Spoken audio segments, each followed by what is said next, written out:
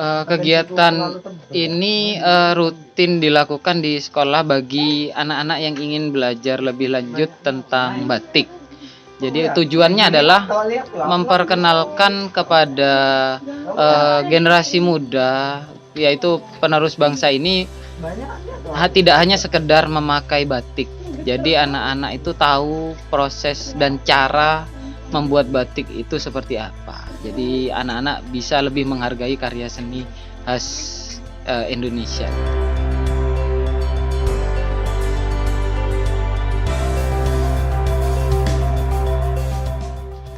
Awal mula usaha batik ini tahun 2012. Sebenarnya setelah lulus kuliah itu bingung ingin mengajar, jadi guru atau tidak. Dan ternyata guru saya SMA itu mengajari saya untuk mengajak membuat usaha batik seperti itu, karena di daerahnya di kota itu jarang ada yang mau bekerja sebagai pencanting. Jadi kembali ke desa, di rumah saya di desa Celara ini, kita diajak mencanting itu mau, dan akhirnya usahanya berjalan. Tapi di awal itu usahanya atas nama usaha guru saya. Jadi baru tahun 2014 baru saya merintis sendiri dengan merek sendiri seperti itu.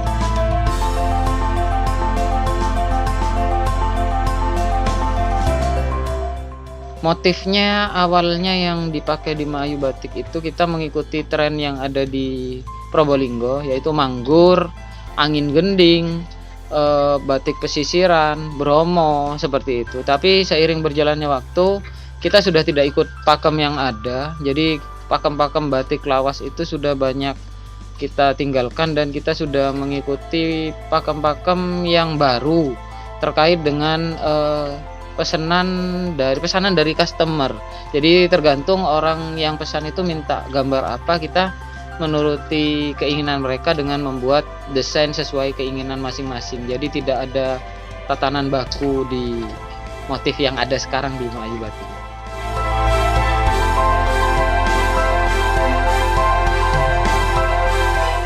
Ya, jadi kalau dari orang sekitar pastinya. Jadi di awal itu memang saya melihat potensi ibu-ibu di sini, karena memang setelah jam 7 pagi itu menyiapkan sarapan, ibu-ibu di sini banyak yang tidak ada kegiatan lain.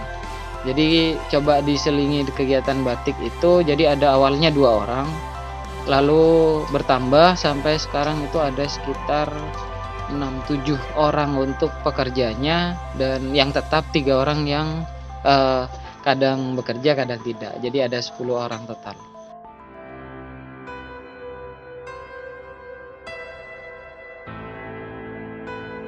Dampaknya masyarakat yang khususnya yang bekerja di saya itu sudah tidak menggantungkan 100% terhadap usaha tani, karena memang seiring perkembangnya zaman, infrastruktur terus dibangun, jadi lahan untuk pertanian itu berkurang, dan juga cuaca yang tidak bisa diperkirakan, jadi banyak ruginya. Jadi kalau di orang-orang pekerja batik itu seiring masih berjalannya banyaknya pesanan, ya ekonomi atau keuangan yang masuk tetap berjalan. Jadi kita tidak menunggu hasil sawah.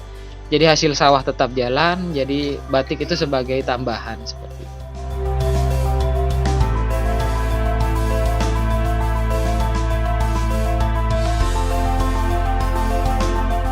Pangsa pasar awalnya kita target di instansi-instansi seperti sekolah-sekolah, yang terutama guru-guru yang memakai batik. Cuma akhirnya makin lama yang pesan makin jauh-jauh. Jadi terkait seperti adanya pasar online, Shopee, Lazada, seperti itu, kita juga pangsa pasarnya melebar. Jadi dari luar kota, seluruh Indonesia, dan beberapa kali dari luar juga seperti Amerika pernah, Tokyo, Jepang kita juga pernah kirim barangnya walaupun tidak banyak, Hong Kong juga pernah. Jadi itu yang sudah jadi pengalaman kita bahwa batiknya juga walaupun tidak punya galeri, batiknya sampai kemana-mana.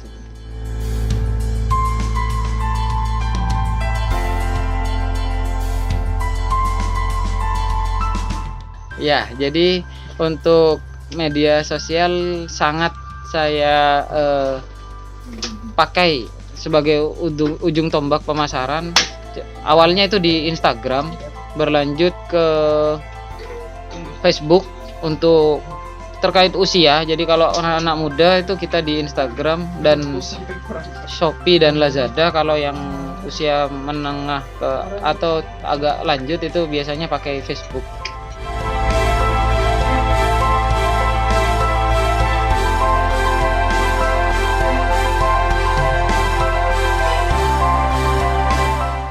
Usaha ini kalau saya lihat ke depannya,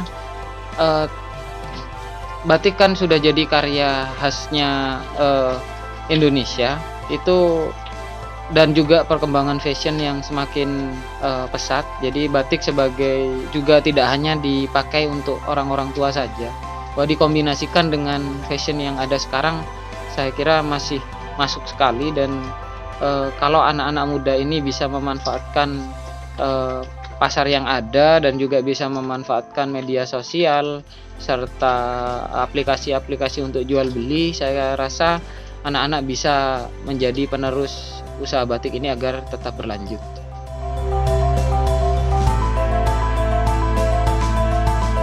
Harapan saya generasi muda sekarang itu banyak sekali yang sangat membangga-banggakan karya dari negara lain dan lupa dengan karya sendiri. Jadi bahwa mereka itu punya karya kebanggaan, tradisi turun-temurun dari nenek moyangnya, yaitu batik.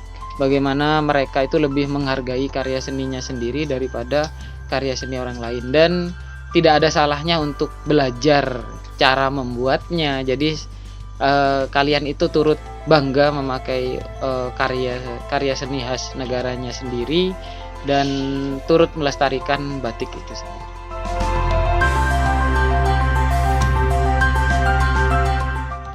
Hambatan kita sebenarnya tidak ada. Yang terkendala dari awal itu awalnya pekerja. Jadi pekerja makin banyak pesanan, kita menambah pekerja, dan juga cuma sudah